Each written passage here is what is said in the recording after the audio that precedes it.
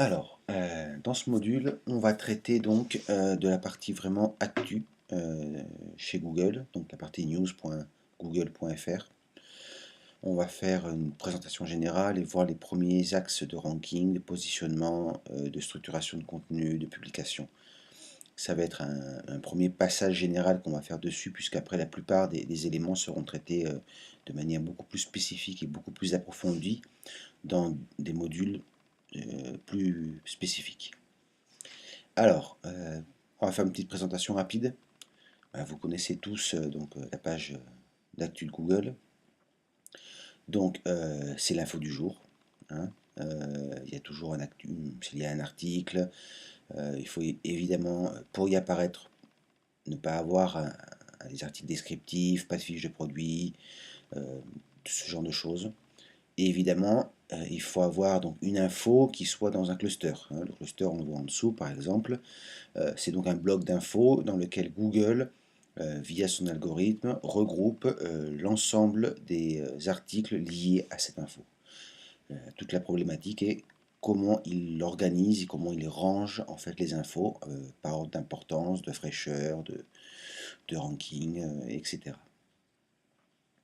Donc on voit bien comment cela se structure, puisqu'on a de haut en bas donc l'actu du jour, on va dire, la plus importante en tout cas pour Google au moment où on arrive sur la page.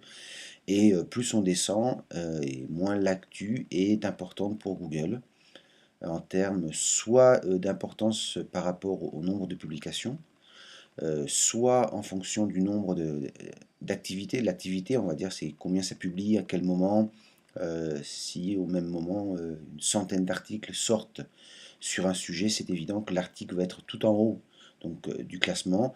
Et si le volume est plus lent ou plus régulier, on va avoir tendance à aller vers le fond. Il faut aussi rajouter la récurrence de la thématique. Donc par exemple, là, on est sur la crise grecque. Il est évident que la récurrence impacte beaucoup dans le positionnement. C'est-à-dire si vous avez des blocs d'infos qui se répètent de manière périodique, et c'est évident que cette info va se positionner naturellement vers le haut. Ce n'est pas une information qui sort de nulle part. Euh, Surtout quand on est dans les catégories, je dirais, internationales, économie, France, euh, un peu moins sport, mais l'actualité récurrente est celle qui se positionne toujours vers le haut. Donc là, vous avez vu donc les catégories, hein. On va faire un retour rapide. Vous les connaissez toutes. Ce qui est intéressant en fait ici, euh, ça va être la nouveauté qu'il y a quelques mois qui sont les trends par catégorie. Donc là, j'ai donc fait un petit fond d'écran.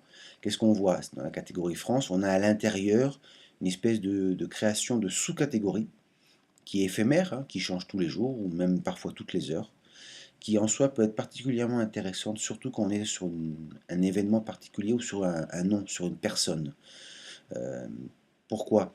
Parce que là, il peut y avoir, et ça arrive même souvent, on cherche une personne. Dans le cas des people, par exemple, c'est important. Ou dans ce cas présent, vraiment le résultat du bac, c'est évident que beaucoup de personnes vont chercher cette info et vont aller cliquer donc sur cette sous-catégorie éphémère dans laquelle on va retrouver un ensemble en fait d'articles qui vont traiter l'information de manière différente. On va trouver ça assez souvent, soit pour des gros buzz, soit quand l'information en fait est multifacétique, c'est-à-dire que il y a plusieurs entrées sur cette information, plusieurs manières de la traiter. Par exemple, là, si on prend donc le bac, c'est assez précis, mais on va avoir ici, ça va être rangé par région, par exemple, les résultats par région. Miramas, là, c'était par rapport à un scandale, je crois. Et par contre, ça peut être beaucoup plus précis quand on parle, par exemple, de Maître Eolas, c'était dans son cas de son procès. Donc là, on était vraiment sur une info précise, mais avec à l'intérieur une vision de l'information traitée de manière différente. Donc, ou par exemple la mort de Charles Pasqua, vous allez retrouver ici dans ce trend sa vie, son œuvre, comment il est mort, les réactions des politiques, qui en eux-mêmes créent un propre cluster. Donc, pour éviter en fait l'accumulation dans la page normale, Google a donc décidé de créer ce genre de choses qui permet en fait donc d'avoir une vision beaucoup plus complète de l'information. Donc vraiment dans le cas d'une personnalité ou d'un événement très précis, ça peut être intéressant d'essayer de se positionner à l'intérieur avec des résultats qui sont très intéressants. C'est aussi une vision, je dirais, interne de Google de la One Box, finalement. Alors, là on rentre dans le vif du sujet, ce qui nous intéresse le plus finalement, que sont les facteurs de ranking. Alors en mai, il y a eu une énorme mise à jour de Google Actualité. C'est sans aucun doute la plus importante et la plus profonde des mises à jour qu'il y a eu chez Google depuis sa création. J'ai fait une vidéo qui est sur le site, qui est ouverte à tout le monde, où je fais un petit peu résumé des grands changements dans cet algorithme, sans rentrer trop dans le détail. Alors, qu'est-ce qu'on a vu? Qu'est-ce qui a beaucoup changé? Alors, dans un premier temps, le trust rank du site. C'est, à mon sens, un des points les plus forts dans ce changement d'algorithme. Clairement, Google a voulu favoriser, dans ce changement, les sites à fort trust rank, c'est-à-dire les gros sites médias. On s'aperçoit maintenant que si avant, la proportion de sites comme Le Figaro, Le Monde, Libération, tous ces gros médias représentaient, j'aurais tendance à dire, dans les un peu plus de 50% des résultats sur Google Actualité, aujourd'hui, on dépasse les 70%, allègrement. Donc, il y a vraiment eu une volonté de Google de mettre en avant les grands sites médias. Là, au détriment des petits, pour plein de raisons qui lui sont propres, c'est difficile un petit peu à comprendre, mais sans aucun doute dans le but de légitimer un peu mieux son actualité. L'autre élément qui a été moins traité, c'est l'unicité du contenu. Moi, j'appelle ça le filtre anti-AFP. Alors, vous le savez tous, quand vous arrivez sur Google Actualité, 90% du contenu, c'est une dépêche AFP qui a été plus ou moins retravaillée. Et ce que l'on avait avant, finalement, sur certains clusters, on avait les 10 premiers articles ou les 20 premiers articles qui étaient absolument identiques, qui étaient un copier-coller de la dépêche AFP, avec, dans le meilleur des cas, un changement du titre et un changement des sous-titres. Pardon. Ça s'arrêtait là, ça n'allait pas beaucoup plus loin. Et c'est évident que ça créait... ça noyait complètement l'actualité originale, c'est-à-dire le contenu unique. Donc c'était finalement, ça aidait les gros sites, puisque les gros sites ont donc les moyens d'acheter l'AFP, au détriment des petits. Et donc ce filtre anti-AFP, c'est vraiment entre guillemets une bénédiction pour ceux qui font du contenu unique. Mais hélas, c'est complètement contrebalancé par le fait que le trust rank du site maintenant est très important. Donc d'un côté, Google aide ceux qui créent du contenu, les petits sites on va dire, mais en même temps, il favorise les gros sites. Et on s'aperçoit que dans les résultats, quand vous regardez n'importe quel résultat, les premiers, donc c'est du Figaro, c'est du Monde et compagnie, mais presque tout le temps, en fait, c'est une dépêche AFP. Donc c'est finalement quel est le premier qui arrive à publier et à indexer la dépêche AFP qui va prendre la première place. Mais sur pas mal d'autres endroits, sur Google, vous allez vous apercevoir que l'unicité du contenu vraiment a pris une importance beaucoup plus importante aujourd'hui. Et ça, c'est quand même une bonne nouvelle. C'est quand même une bonne nouvelle pour un peu tout le monde. Et c'est ce sur quoi on va beaucoup travailler pour lutter contre ces gros sites. L'originalité du contenu. Alors, d'une certaine manière, donc ça revient un petit peu à ce que je disais avant, l'unicité. Mais là aussi, on peut le traiter de manière différente. J'en parlerai un peu plus tard dans ce même module et après dans le module contenu en lui-même, plus tard. Par rapport à une info, on n'est pas toujours obligé de faire comme tout le monde, de suivre la même structure. On peut avoir une vision différente de l'actualité, la traiter sur un autre angle. Le grand classique, ce qui est le plus facile à expliquer, c'est le résultat de foot. Si vous avez Paris qui a perdu un match, vous allez avoir 95% des articles qui vont dire Paris a perdu son match. C'est peut-être intéressant d'écrire un article sur, si je sais pas, si par rapport avec Caen par exemple, c'est Caen a gagné son match. On prend un autre angle, une autre vision de l'actualité. On va essayer de se démarquer par rapport à ça. Et ça marche pas tout le temps, bien évidemment, mais souvent, ça peut être un vrai bonus pour bien se positionner. L'autre élément qui a énormément changé dans le changement de l'algorithme, c'est l'indice de fraîcheur. Alors ça, tout le monde l'avait vu, puisque c'était grosso modo, pour caricaturer, Vous publiez un article, vous prenez la première place, et puis celui qui vient après vous publie, il va prendre votre place. Cet indice de fraîcheur qui était donc finalement le dernier arrivé prend la première place, grosso modo, je sais pas qu'il a disparu, hein, mais il est clairement beaucoup moins important qu'avant. Ce qui de nouveau légitimise beaucoup les gros sites qui sont en général les premiers sur l'actualité. Et là encore, ça légitimise encore plus donc l'AFP, on va dire, donc le premier qui utilise la dépêche AFP, puisqu'ils sont donc les premiers à être sur l'info en général.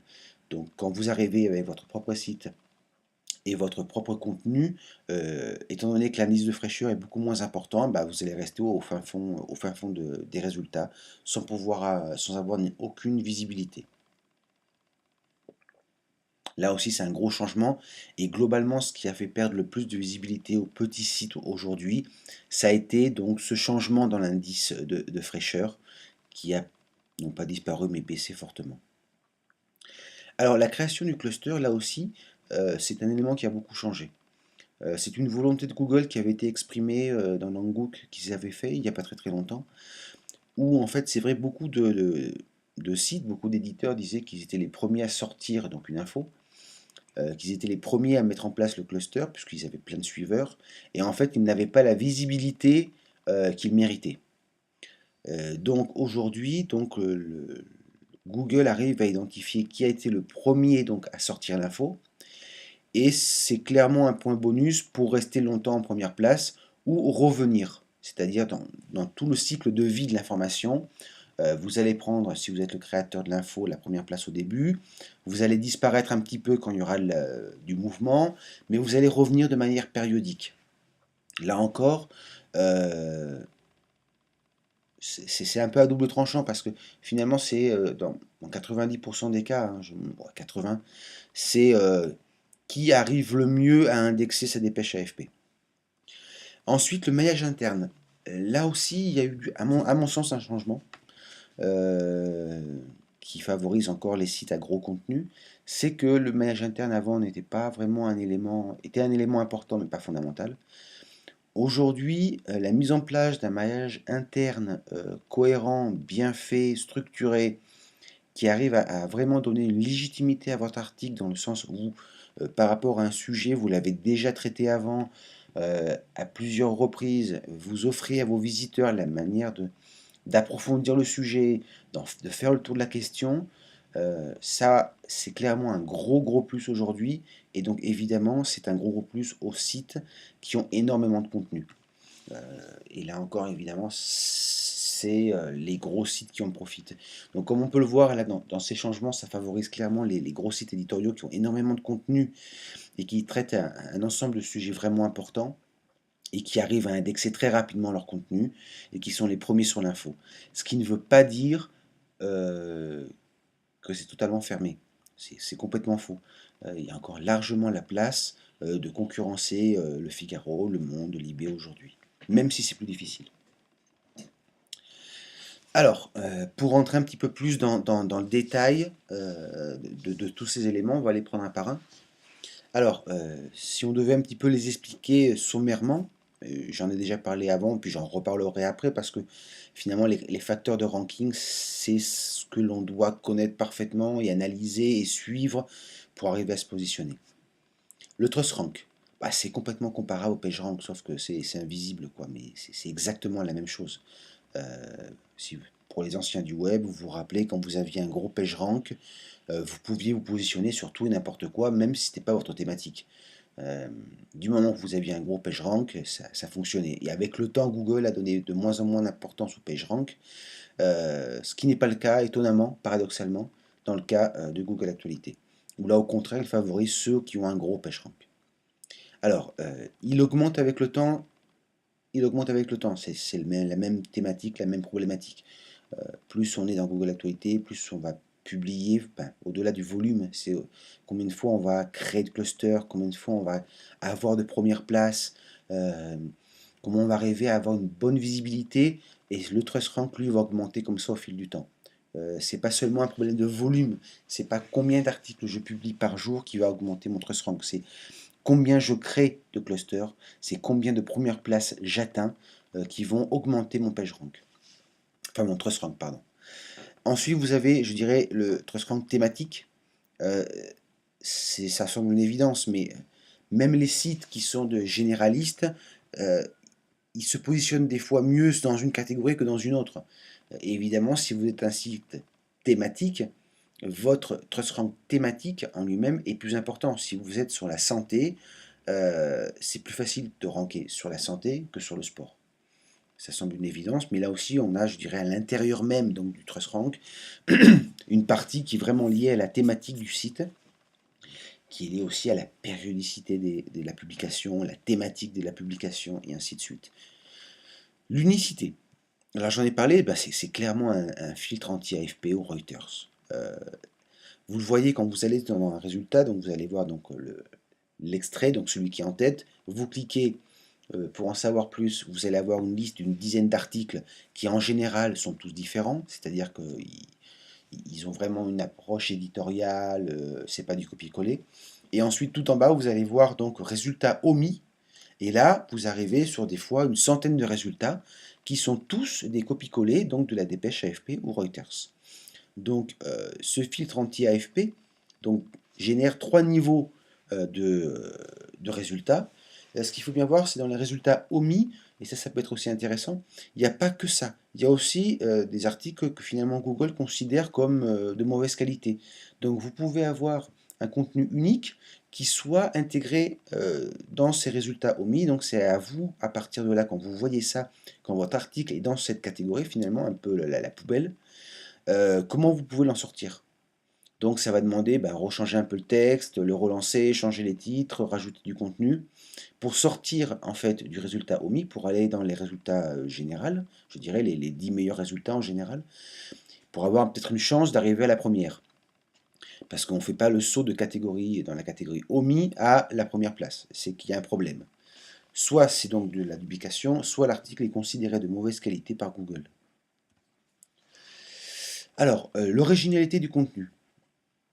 Bah, ne pas faire comme les autres, c'est choisir un angle. J'en ai parlé dans le cas du foot, hein, si tout le monde parle de la défaite de Paris, parlez de la victoire de Caen, par exemple. Vous changez complètement la vision de l'article, et si vous arrivez à vous positionner avec ça, c'est très intéressant parce que vous générez de la curiosité, vous générez de l'intérêt, et vous vous montrez de manière différente. Et souvent, les personnes ont déjà lu l'article, et s'ils veulent approfondir, ils vont chercher peut-être une vision différente de l'info. Alors, ça ne marche pas tout le temps, on est d'accord, c'est pas la recette magique, mais dans bien des cas, ça marche pas mal. Euh, on suit l'info, mais on essaie de se différencier. Et je dirais même en termes généraux, enfin, je veux dire, tout le monde a écrit la même chose. Donc essayez d'avoir un contenu légèrement différent.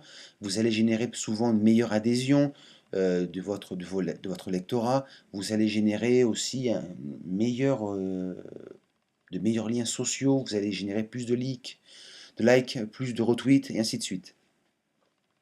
Donc c'est vraiment un élément à prendre en considération, et parfois en termes de stratégie par exemple, c'est la première info, c'est on fait comme tout le monde, et la deuxième, on prend un autre axe, ce qui en soi peut être particulièrement intéressant en termes de positionnement.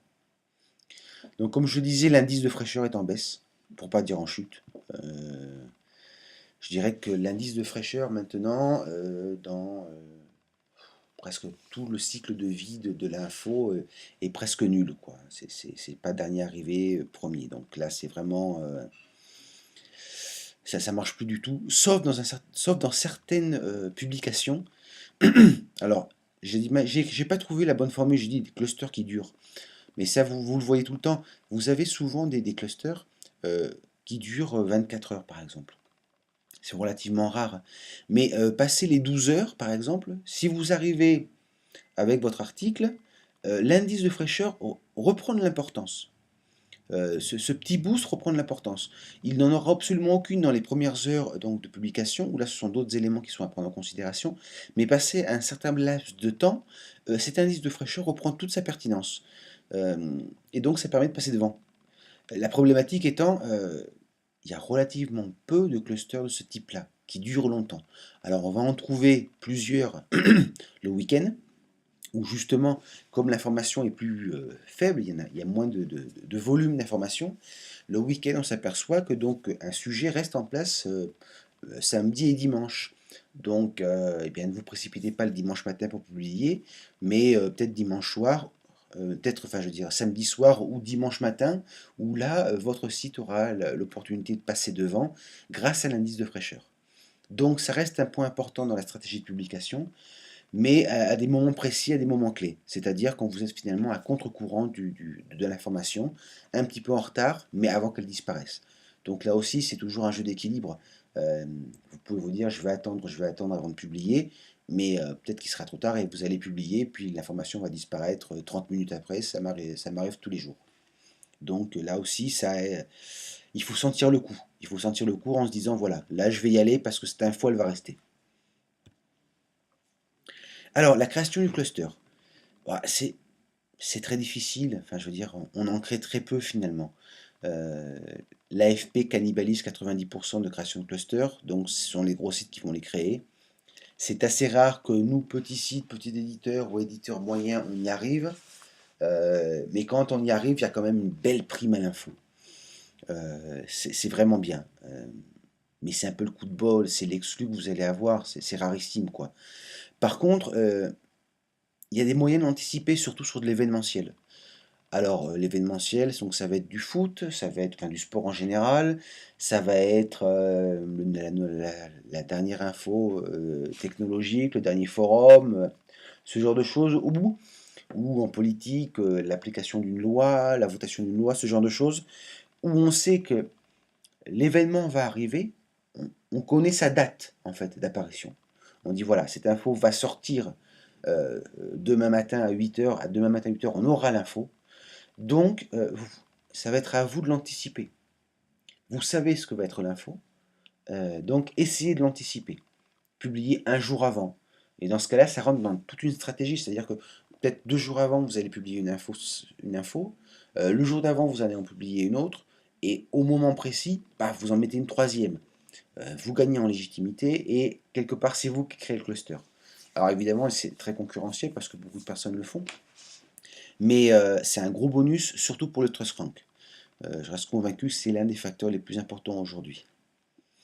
Alors, le maillage interne. Là aussi, le maillage interne, on va en parler dans tous les sens parce que euh, c'est tellement important. Je ne répéterai jamais assez que c'est vraiment un élément de référencement sur Google Actualité, et même de référencement en général, qui est hyper important. On ne peut pas se contenter à la fin de l'article d'avoir un bloc avec article connexe. Il va falloir mettre des liens à l'intérieur de vos articles. Euh, je sais pas, plus vous en avez, mieux c'est, mais on va dire, on en parle après, quoi, mais grosso modo, un lien tous les 100 mots à peu près, c'est pas mal. Euh, sur des articles vraiment connexes, je veux dire, il y a aucun algorithme qui soit meilleur que vous. Vous connaissez votre site, vous connaissez les contenus, vous savez quels sont les articles qui correspondent le mieux, sur lesquels vraiment mettre un lien à l'intérieur de votre article, ça colle parfaitement. Donc il va falloir s'asseoir 5-10 minutes pour bien trouver les articles connexes, bien les intégrer dans votre article. On verra de quelle manière un peu plus tard, mais c'est vraiment ce qui va vous donner un gros coup de boost pour vous positionner. Euh, Là encore, il y a quand même un élément de volume qui est important, mais c'est du volume qualitatif, pas quantitatif. Donc ça peut aussi avoir tout l'intérêt de multiplier les publications sur un même sujet. Euh, En technologie, par exemple l'iPhone, bon ben voilà, vous parlez de l'iPhone, vous en parlez 1, 2, 3, 4, 5, 6, 10 fois, 100 fois. Ben, à chaque fois que vous allez écrire un article dessus, il va falloir mailler tout ça ensemble. Et en plus, c'est un élément de création de page vue, donc là encore, ça fait partie des trucs que Google, d'une certaine manière, arrive à lire. Et donc, si vous revenez pas tout de suite sur Google après avoir lu un article, ça montre que l'article est intéressant. Ça fait partie des critères aussi. Donc, ne jamais négliger le maillage interne. Jamais. Alors, c'est quoi un bon contenu pour Google? Alors, on sait que Google il ne sait pas lire, hein. On pourrait lui fournir de la bouillie et pour lui, ce serait du contenu unique.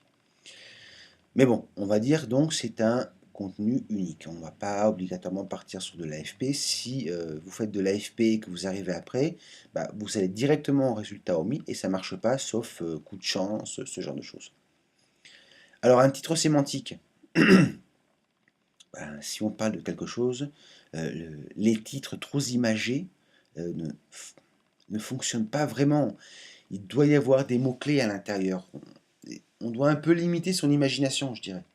Même si on peut sortir un peu des sentiers battus, mais euh, Google ne sait pas lire, il n'a aucune subtilité dans la lecture. Donc, le titre doit correspondre vraiment au cluster. Plus de 300 mots, moins de 1000 mots. À l'intérieur, en fait, à quoi ça correspond? Bah, ça correspond un petit peu à l'actualité. Si une info, c'est vraiment une brève, en faire 1000 mots, bah, c'est impossible. Et puis sinon, vous allez dériver et vous allez perdre un petit peu de spécificité de l'actu. Vous allez parler un peu de tout et de rien et sortir du sujet. Donc la longueur de l'article, vraiment, ça correspond aussi à l'actu en elle-même. S'il y a matière à faire 1000 mots, faisons 1000 mots.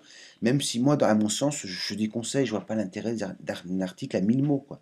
Qui va aller jusqu'au bout, à part quelques cas particuliers. Mais 500, 600 mots, c'est une bonne moyenne. 300, je considère que c'est le minimum, mais ça sert à rien. À 1000 mots, pour moi, il faut faire deux articles. Alors, la photo unique. Alors, vous le voyez tout le temps, dans bien des cas, les photos se répètent. Et c'est relativement rare que quand qu'une première place d'un article soit avec une photo qui est répétée une dizaine de fois. Bien souvent, l'article qui est premier a une photo unique qu'on ne retrouve pas ailleurs. Donc prêtez une attention vraiment importante à ça.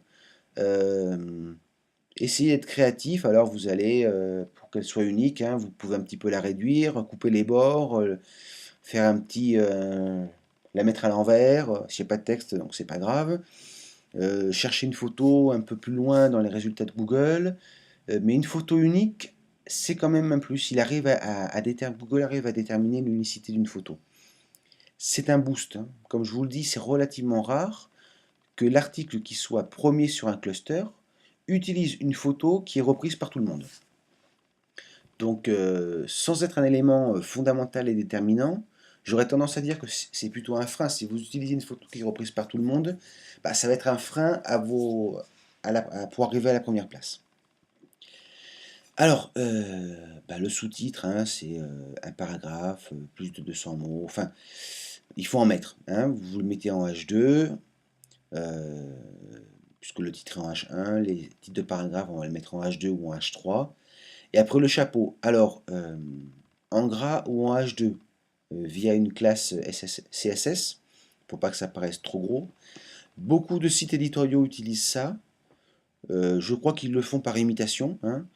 Je vois que Le Monde fait ça, donc Libération dit bah, moi aussi je vais le faire, et puis après 20 minutes se dire ah, si Le Monde et Libération ils mettent le chapeau en H2, mais bon, avec une classe CSS pour que ce soit du 12 px gras, je vais faire pareil. Euh, Écoutez, mettez en gras, c'est pareil. Moi, je crois pas que ça a beaucoup d'influence. En plus, ça n'a pas de sens. Un H2, c'est comme un H1, quelque part. C'est un titre, c'est un sous-titre. C'est une structuration du contenu. Une structuration du contenu, c'est comme ça. Le gras, c'est pour une ligne, un mini paragraphe, on met en gras. On ne met pas en H2. Ça n'a pas de sens. Euh, c'est comme le H3, voilà, le H3 va être un sous-paragraphe, on va dire. Euh, Gardez ça en tête. L'imitation des sites, c'est pas toujours une bonne chose. Restez dans une logique. H1, c'est mon titre. H2, c'est mes paragraphes. Et en gras, c'est mon chapeau. Voilà, point. Et du H3, ça peut être un petit peu autre chose. Mais mettre le chapeau en H2, moi, ça n'a pas de sens. Alors, un site que j'aime bien, en termes de structuration du contenu, c'est 20 minutes. Alors, bah, vous connaissez tous, hein, il suffit d'y aller. Donc, alors vous voyez en haut, donc vous avez votre titre qui est en H1. Juste au-dessus du titre, vous voyez. Alors dans ce cas-là, on ne voit pas trop bien, mais bon, allez sur n'importe lequel, c'est écrit. Donc, 20 minutes, on va dire, recontextualise assez bien ces articles. Donc là, on a un reportage, mais ça peut être une catégorie, vous voyez, ou des sociétés, enfin, et avec un espèce de mini résumé, c'est vraiment pas mal parce que en plus, c'est ce qui va apparaître dans le résultat dans Google. Vous allez vous apercevoir que bien souvent, quand vous allez sur Google Actu, vous voyez que vous avez le titre et puis en dessous, comme Google crawl euh, le code source, bien souvent, là on le voit par exemple, bien souvent donc après le titre, vous avez tous les liens sociaux. Eh bien, Google va crawler ça et c'est ce qui va apparaître. Donc, vous avez le titre et puis après, vous avez partagé Twitter, partagé Google, partagé Facebook. C'est pas incitatif au clic.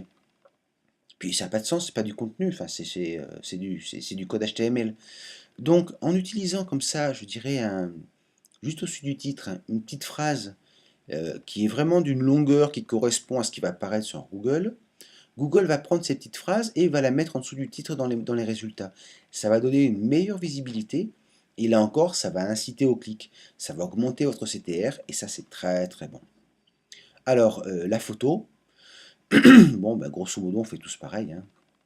Donc, c'est plutôt bien. Enfin, je veux dire, c'est.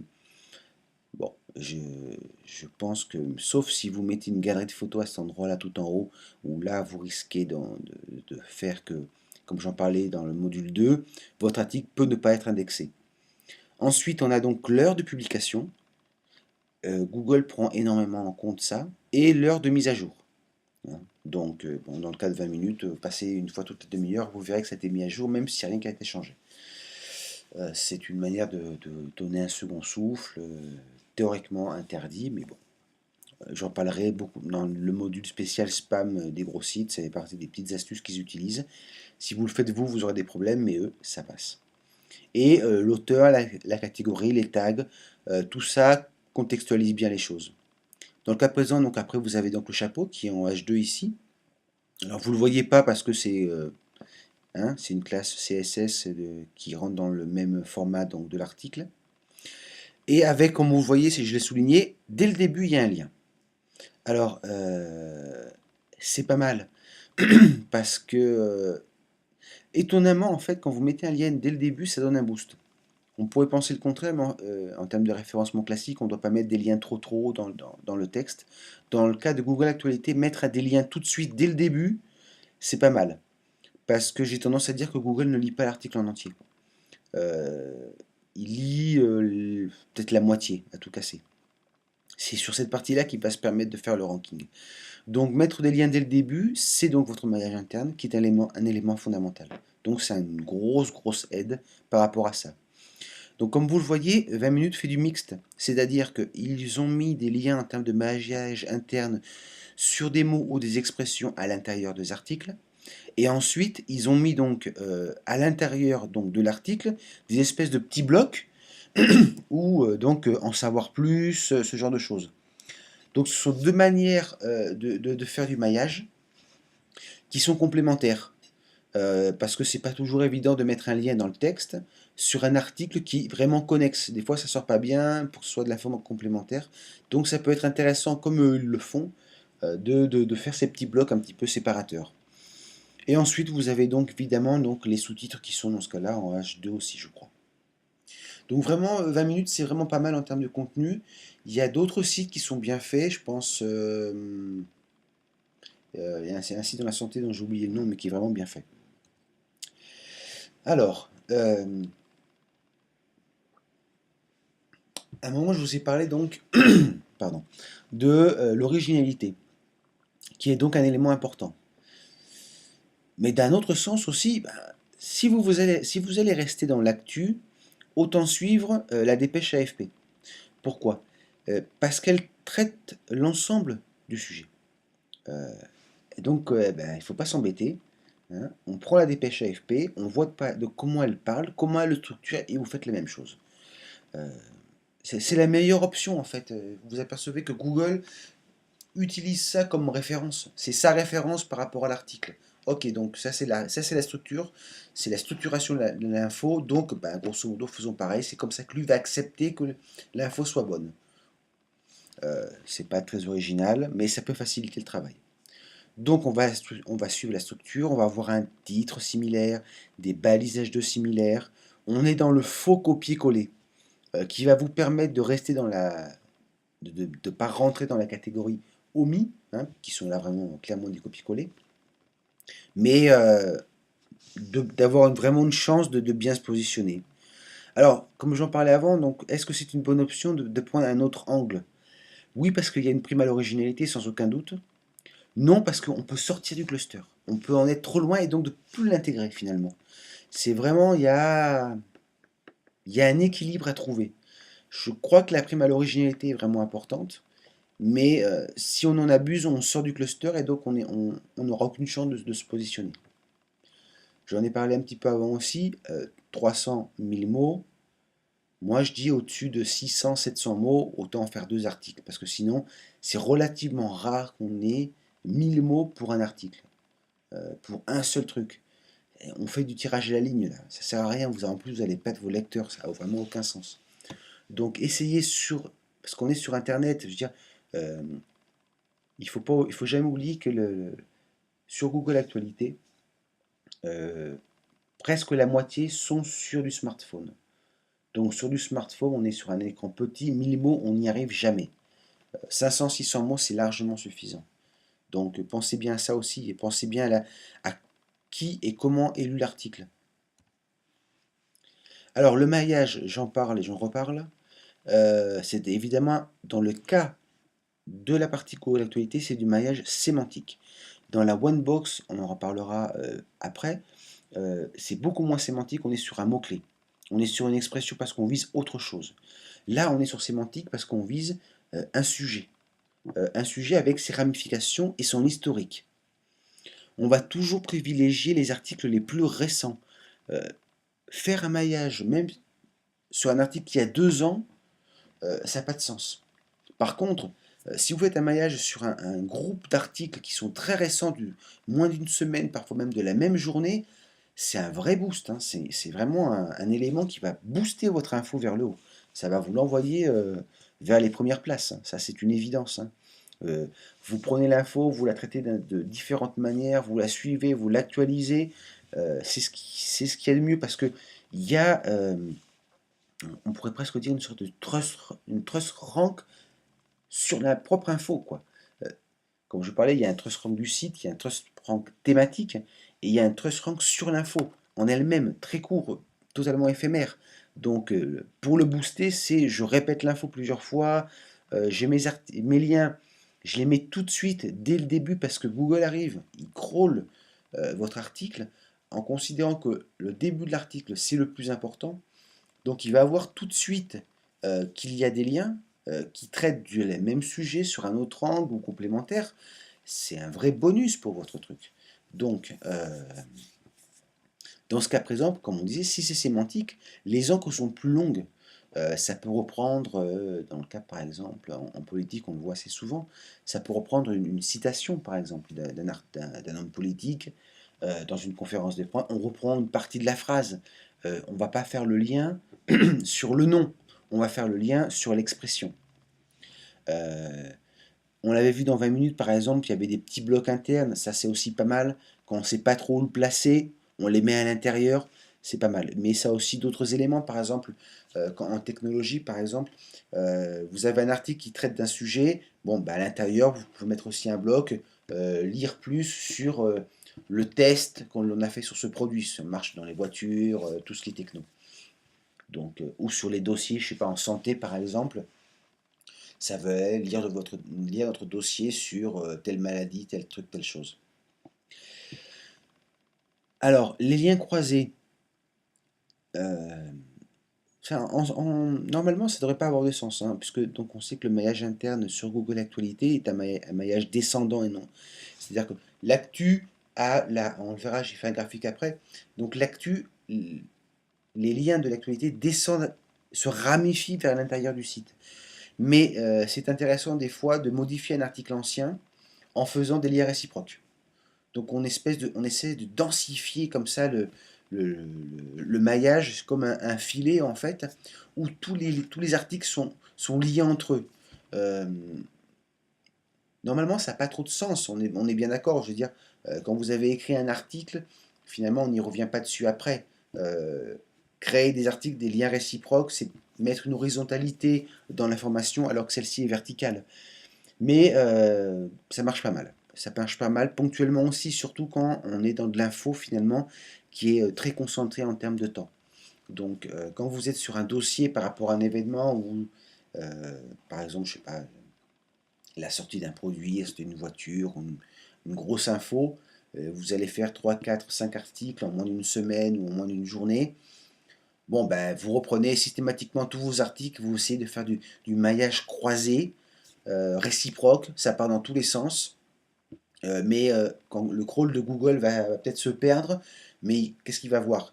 Ben, il va voir que vous en parlez en permanence, il y a une horizontalité dans l'info, comme si tous vos articles étaient sortis en même temps, quoi. Donc là encore, ça peut être un gros bonus, mais moi j'éviterai de le faire quand l'info, par exemple, est plus espacée. C'est vraiment un truc à faire quand tout sort en même temps, quoi. Après, on reste donc dans un lien grosso modo, hein, tous les 100 mots. C'est pas une norme, mais par exemple, si vous en mettez trop de liens, vous risquez que votre article ne soit pas indexé. Donc, à mon sens, tous les 100 mots, vous évitez les risques que l'article ne soit pas indexé. Là encore, c'est à vérifier, quoi. Mais on va pas mettre 300 liens sur un article de 500 mots, quoi. 500 mots, si on met 4-5 liens, c'est très très bien. Alors, on en parlait un petit peu, mais quand on parle de référencement en général, en dehors de Google Actualité, les liens finalement euh, vont vers la cible. D'accord? Nous avons un article, c'est cet article-là qu'on veut positionner sur Google, donc on va lui faire des liens, que ce soit externe ou interne. Donc tout se concentre sur l'article. Dans le cas de Google Actualité, on est dans une logique totalement inverse. Nous avons finalement des liens sortants, des liens qui descendent vers les profondeurs du site. Donc il faut bien avoir ça à l'esprit. Euh, on descend et on ne monte pas. C'est vraiment une autre logique, une autre vision des choses. Euh, donc il faut bien y penser. Il en va de même avec donc les liens sortants. Et dans ce cas-là, les encres finalement, ça va être le nom du site, ça peut être une citation. euh, bon, c'est pas non plus très très important, quoi. Il faut pas en mettre trop non plus parce que là encore, on risque le manque d'indexation. Mais citer une source, c'est pas, à la différence par exemple en référencement classique, avoir des liens sortants, c'est perdre un petit peu de pertinence. Dans le cas de Google Actualité, pas du tout. Mais citer ses sources, citer des références, c'est une excellente chose. Je ne dis pas qu'il faut le faire systématiquement, mais quand il faut le faire, ben, moi je dis qu'il faut le faire. C'est tout. Au-delà de ce qu'on pourrait vous dire en termes d'éthique, ce genre de choses, ici on parle référencement, on ne parle pas éthique. Donc en termes de référencement, c'est une bonne chose. Ça va donner une légitimité à l'article, ça donne une expertise. Et vraiment, quand je dis pourquoi faire des liens, c'est un article sans lien, c'est très difficile qu'il se positionne bien. C'est comme s'il était nu, quoi. C'est comme un article sans photo, sans lien. Il y a vraiment peu de chances qu'il se positionne. C'est possible, hein, je ne dis pas le contraire, mais c'est vraiment compliqué. Euh, c'est vraiment compliqué. Et ce qu'il faut aussi éviter, c'est le maillage artificiel. C'est, bah, je sais pas, même par exemple, vous parlez d'un homme politique, les tags par exemple. Les tags, est-ce que ça marche bien? Dans certains cas, oui, quand on est vraiment sur une thématique. Mais les tags, par exemple, sur les hommes politiques, je suis pas convaincu que ça marche bien parce que euh, l'univers par rapport à l'info est tellement large qu'il dépasse la propre personne. Et donc vous risquez un petit peu de noyer votre maillage dans quelque chose qui perd en spécificité. Donc apprendre avec précaution. Restons dans la thématique et essayons d'optimiser le champ sémantique. Voilà, donc là c'est le petit graphique qui résume un peu tout, quoi. On a l'article principal, des liens qui descendent vers des articles connexes et un ou deux liens externes. C'est assez basique, mais on a vraiment là le schéma inverse du référencement classique sur Google. Ici, on est en sortant, on n'est pas en entrant. C'est ce qui va vous donner votre légitimité. Alors, l'un des points aussi importants, j'aurais presque tendance à dire, je dis pas que c'est le plus important, mais c'est celui qui, ben, c'est celui qui va faire la différence finalement entre mon article va fonctionner ou ne va pas finalement fonctionner. Il faut pas foncer. On sort de la logique, je trouve un sujet, j'écris, je publie. Cette logique-là, aujourd'hui, enfin, il faut la bannir totalement. Enfin, oubliez le truc, j'ai trouvé un sujet, j'écris rapidement, je publie. Si en termes de positionnement, ça n'a aucun sens. En termes de public, par rapport à vos visiteurs, ça va en avoir énormément. Et ça, on en parlera dans la partie stratégie, où on va devoir repenser un petit peu la stratégie. Parce que, quoi qu'on en dise, Google Actualité, quand on a un site d'actualité, c'est un élément incontournable. Enfin, je veux dire, vous ne pouvez pas vous en passer, vous ne pouvez pas penser qu'à vos lecteurs. Donc, on va devoir déterminer différentes stratégies pour, en fait, ménager la chèvre et le chou. Donc, il ne faut pas foncer. Avant de publier, quand votre article est prêt, que vous avez fait votre maillage, qu'il a sa photo, qu'il a tout, il y a plusieurs éléments qu'il va falloir vérifier. Euh, D'abord, euh, regardez qui est en tête, qui est premier, depuis combien de temps, depuis combien d'heures l'article a été publié. Est-ce que vous voyez que ça a été publié depuis 5 minutes ou 3 heures? Ce n'est pas la même chose. Un article qui a été publié il y a 5 minutes, si vous vous publiez maintenant, vous n'avez aucune chance de passer devant. Si l'article a été publié il y a 5 heures, là vous avez beaucoup plus de chances de prendre la place. D'accord?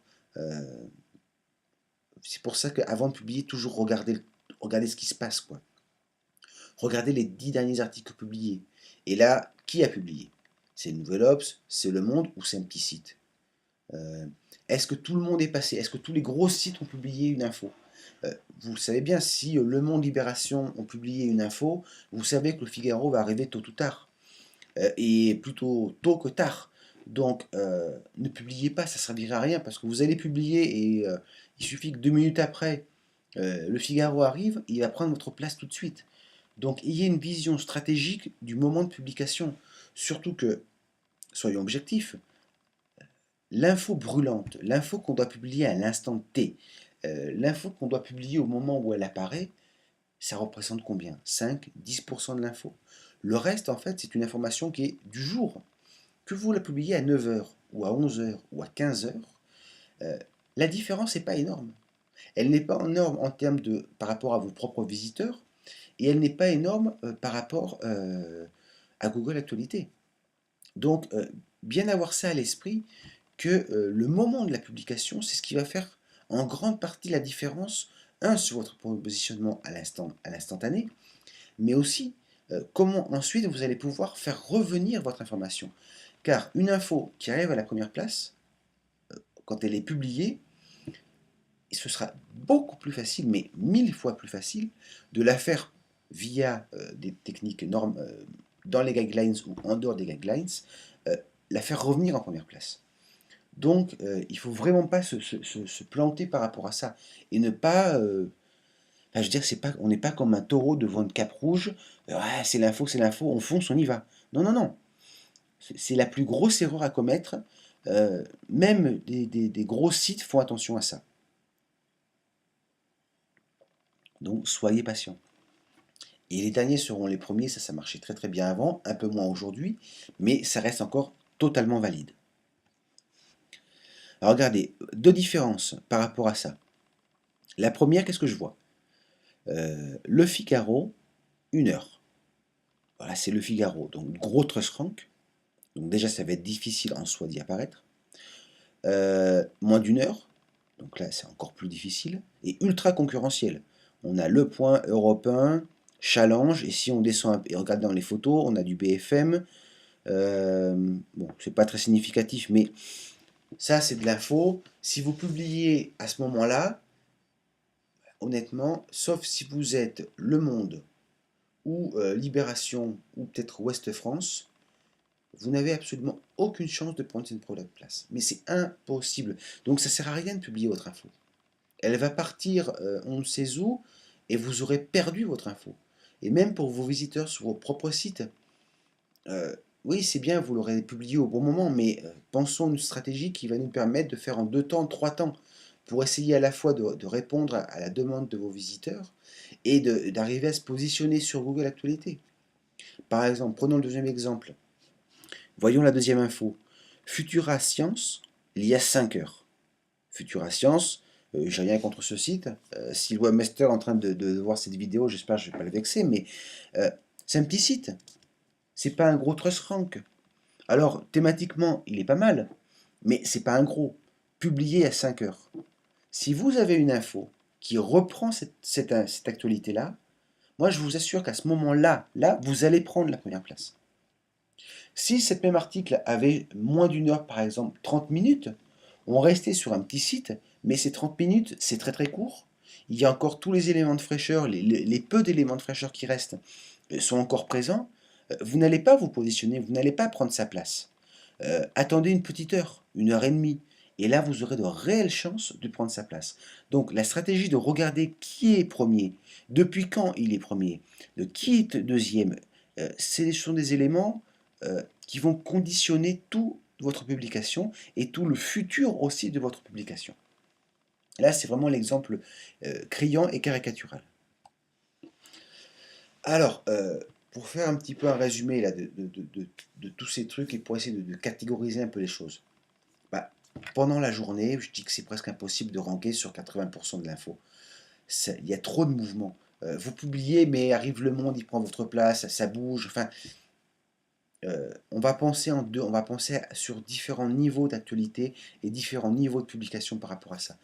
Euh, donc, par exemple, pour faire très simple, mais très, on en parlera beaucoup plus dans la partie stratégie où là, je vais vraiment développer en profondeur comment faire. Mais écoutez, dans la journée, publiez l'info quand elle sort de manière courte, comme une brève, et ensuite, euh, il faut avoir au chaud tout ce qui va être complémentaire à l'info, tout ce que vous allez lui rajouter au moment où il y aura une chance de se positionner. D'accord? Donc vous aurez couvert l'info, mais vous aurez en réserve plus d'infos, et à partir de là, au moment où ce sera intelligent et stratégique, vous allez envoyer tout ce qui manquait à votre info de telle manière de pour prendre la première place. La nuit, c'est bien évidemment plus simple parce que vous allez traiter un sujet donc du jour. Il y a relativement peu d'actualité fraîche la nuit, bien évidemment. Donc, comme il y a moins de publications, c'est plus stable. Donc, si vous prenez une première position vers minuit, il y a de fortes chances pour que vous la gardiez jusqu'à 6 heures du matin. Alors, c'est clair qu'il y a moins de monde la nuit, mais vous allez capitaliser du volume de visites sur un laps de temps plus long. Donc, ce que vous pouvez faire en 4-5 heures, ça peut représenter ce que vous pouvez faire en 1 heure, 2 heures, en sachant que c'est quand même plus difficile durant la journée de rester 1 heure, 2 heures en première place que de rester 4-5 heures la nuit. Là aussi, soyons stratégiques. Euh, Publier vers 4 heures, 5 heures du matin. Donc vous pouvez le faire, bon, si vous êtes un lève-tôt, vous pouvez le faire, mais sinon ça va être en automatique. Mais pensez bien que ce sont des heures où beaucoup de personnes se lèvent pour aller au boulot, et qu'est-ce qu'ils vont faire dans les transports en commun ou même dans leur voiture? Bon, bah ils vont voir l'info. Donc sur leur mobile, ils vont lire un peu ce qui se passe. Et donc on va utiliser le fait de traiter l'info du jour avant en utilisant le peu qui reste d'indice de fraîcheur pour se positionner dans les premières places vers 4 heures, 5 heures, 6 heures, 7 heures, avant que la nouvelle info passe devant, en sachant que tout le monde a déjà publié la veille, et vous allez capitaliser un petit peu ce trafic matinal, qui est quand même très important, hein. Il n'est vraiment pas à négliger. Stratégiquement parlant, publier 5 heures, 6 heures, vous pouvez faire un véritable carton sur pas mal d'actu. Alors, la problématique, c'est que, bah, évidemment, c'est pas une nouveauté, il y a pas mal de gens qui le font. Donc c'est une publication à l'aveugle. Donc des fois, bah, vous publiez 5 minutes après un autre site et ça part un peu aux oubliettes. Donc ça, c'est la grosse limitation de cette publication à l'aveugle. Mais si ça marche, bah, c'est pas mal. Parce que vous allez prendre un gros volume d'actualité en quelques minutes, quelques heures. Donc pensez bien à ça. La nuit, c'est vraiment intéressant. Alors le week-end, c'est un petit peu comme la nuit parce que le volume de publication est beaucoup plus faible. Il y a moins d'infos. euh, et on peut rester plus longtemps. Et surtout, on peut mieux travailler l'info, étant donné qu'il y a moins d'infos, moins d'articles différents. Donc, on est sur un sujet, ben voilà, on sait que le cluster va rester samedi et dimanche. Je suis positionné dessus, donc je peux travailler mon article à plusieurs reprises pour essayer de rester en première position. J'en parlerai aussi sur comment faire pour un peu plus tard pour rester en première position, revenir, comment se débrouiller. Alors évidemment, la nuit, là, c'est encore mieux. c'est beaucoup plus facile. Sauf que c'est vrai que là, la nuit, par contre, en termes général, il y a presque aucun trafic, quoi. Je veux dire, même à la une de la une, entre samedi et dimanche, pour être honnête, vous allez faire pas grand, il n'y a pas grand monde, quoi. Ce qui est assez logique. Mais c'est quand même pas mal. Alors, un petit peu de stratégie, on va la survoler assez rapidement. Euh, Plusieurs articles. Alors, ça, c'est ce qu'on peut utiliser aussi par rapport à un site pour respecter ses propres visiteurs. C'est-à-dire que on va sortir un article qui va plus ressembler à une brève, et ensuite, au moment clé par rapport aux dates de publication, aux heures de publication, on va renourrir ce même article en l'enrichissant en informations. Ou carrément faire un autre article.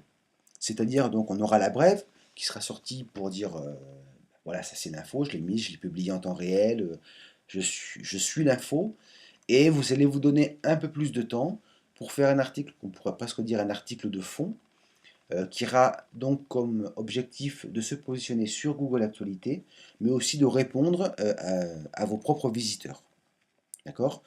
Donc, et entre les articles, évidemment, on va faire du maillage. Donc, sur la première dépêche, eh bien, vous pourrez modifier en disant plus d'informations sur l'article, le nouvel article que vous venez de publier. Quand on est en termes de stratégie aussi, par rapport à un cluster, il y a un cycle de vie qui se met en place. Ça revient à un peu ce que je disais avant. On a le début de l'info, c'est capter le buzz, capter l'info. Euh, c'est pas évident. Donc on va essayer de partir avec un petit article pour voir ce qui se passe. Au milieu, si on est arrivé à se positionner, c'est comment je reste présent. Comment je gagne cette première place. Comment je peux rester en première place. Ou comment je peux revenir assez rapidement dessus, quoi. Quelles sont les techniques que je peux utiliser pour rester. Et enfin, à la fin, et ça, je crois que je l'ai dit un petit peu avant, dans le cycle de vie d'un cluster, il arrive un moment où Google fige les positions. Donc c'est comment est-ce que je peux arriver finalement à être l'article qui soit fixe, qui reste figé. Et on capitalise toute la fin du cluster. C'est parfois, ça peut être vraiment intéressant parce qu'il y a de l'info qui va rester. Je prends, c'est vraiment le cas du week-end par exemple. J'ai déjà vu et j'ai déjà vécu des articles, des clusters qui se figent un samedi matin parce que l'article était du vendredi où j'ai pris la première place et je suis resté en première place samedi, dimanche et parfois une partie du lundi matin. Donc plus de 72 heures en première place et dans certains cas un bon positionnement sur Google Actualité.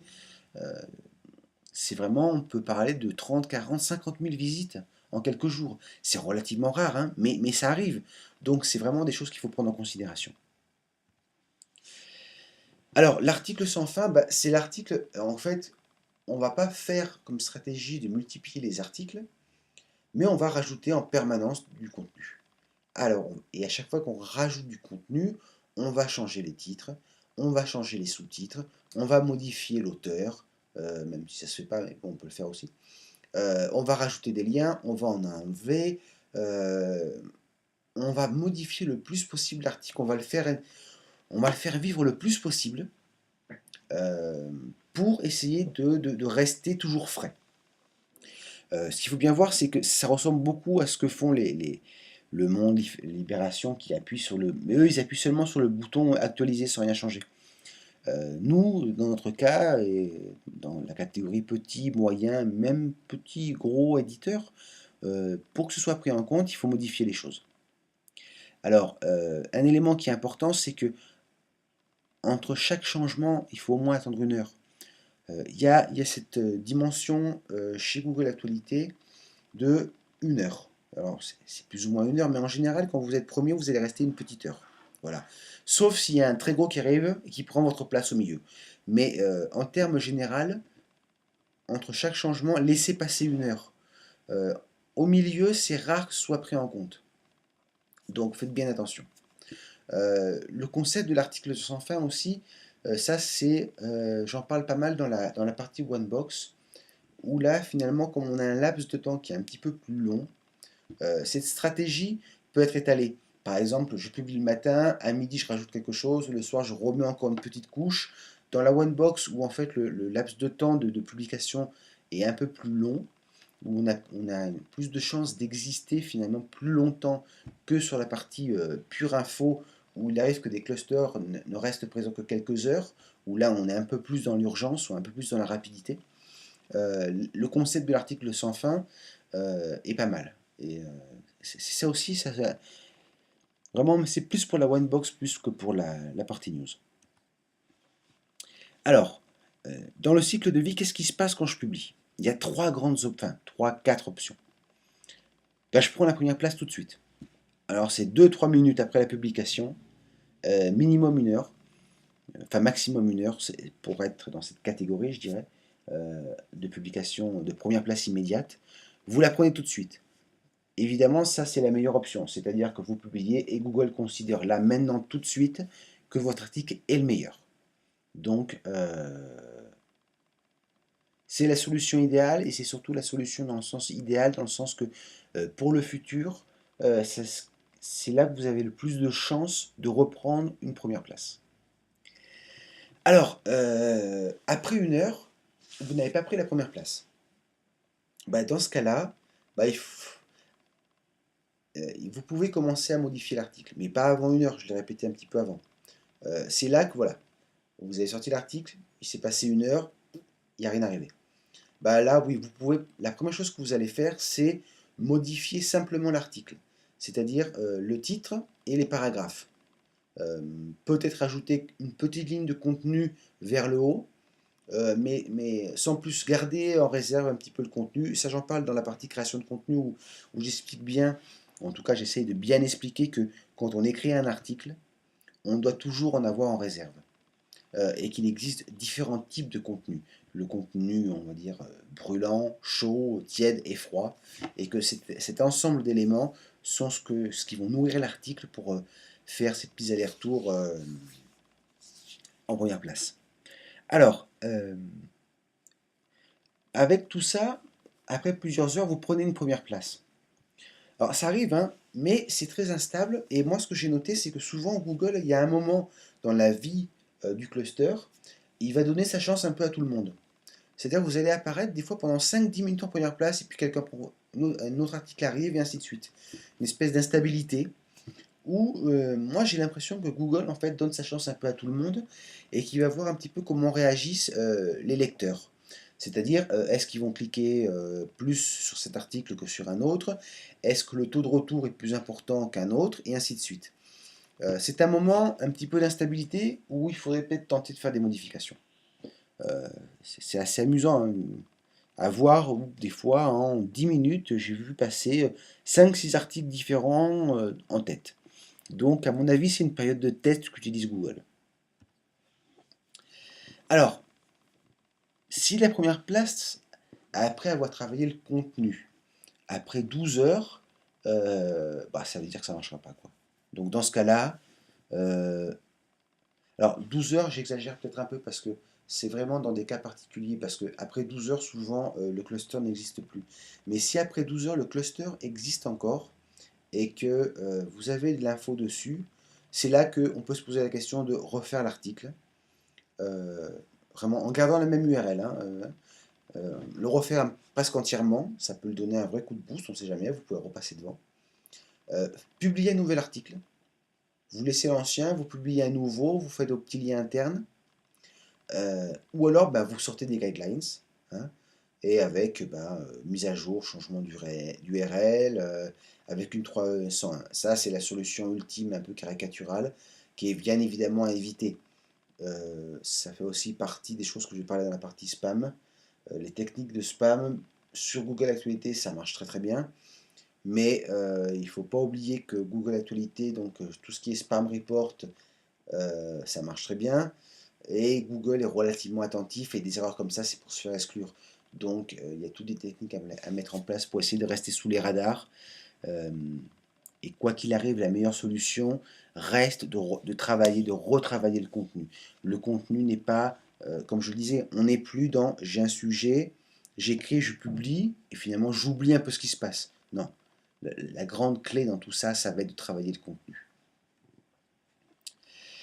Alors, les leviers basiques, en fait, j'ai tendance à dire, pour durer pour Google. c'est-à-dire sans modification. Qu'est-ce que prend en compte en fait Google pour dire tiens cet article-là, je vais le laisser en place un peu plus longtemps que les autres. Le CTR, c'est-à-dire Google compare un bon CTR à c'est un élément incitatif, c'est un élément de qualité. Donc avoir un titre incitatif, un titre un peu vendeur, tout en restant dans la sémantique, c'est une bonne chose. C'est enfin, si c'est et en plus il y a quelque chose vraiment à éviter, c'est reprendre le même titre d'un autre article. Enfin, non, il doit être unique là aussi. Et un petit peu, il doit être un petit peu coloré quand même un minimum pour inviter au clic, pour générer un petit peu d'attention. Comme je disais, c'est le mauvais CTR, bon, c'est neutre, déjà vu, copier-coller d'un autre. Élément étrange. Alors, j'ai pas d'explication, mais je pense que tout le monde est d'accord sur ça. Quand on met des signes exclamatifs ou interrogatifs, ça rank un peu mieux. Alors, le pourquoi du comment, je l'ignore, sincèrement. Mais alors, quand vous avez la possibilité donc de voir un article, un titre dans lequel le point d'exclamation a sa légitimité, mettez-le. Ou si c'est une info qui est plutôt interrogative, qui pose des questions, essayez d'avoir un titre qui soit interrogatif. Je pense qu'en plus, en termes généraux, c'est un site au clic.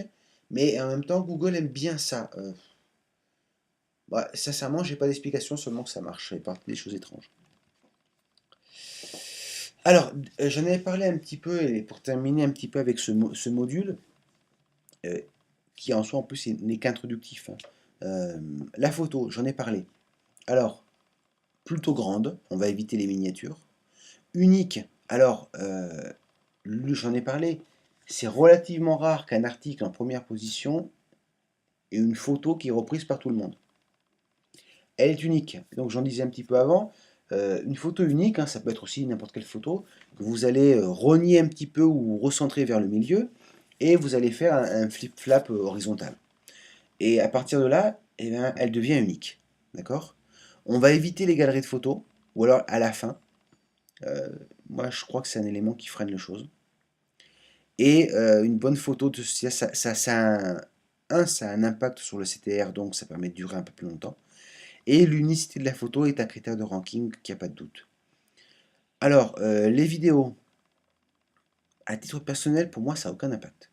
On va toujours quand même privilégier le format YouTube, puisque c'est quand même le format qui est le mieux lu. Les formats perso, je sais pas, le lecteur perso, c'est un côté CTR intéressant, vous le voyez souvent, par exemple, on voit souvent apparaître BFM, qui a son propre lecteur, qui apparaissent comme tel. Est-ce que ça aide en termes de positionnement? Je crois pas, mais est-ce que ça aide en termes de CTR? Oui, sans aucun doute. Mais à mon avis, c'est pas réellement significatif. En tout cas, beaucoup moins qu'une bonne photo. Voilà ce qu'on pouvait donc dire sur cette partie-là. On va donc passer maintenant à la Onebox, qui elle, c'est une autre logique, c'est une autre vision des choses. Euh, Quelque part, c'est très différent, mais on va garder les mêmes choses. Voilà, passons à la suite.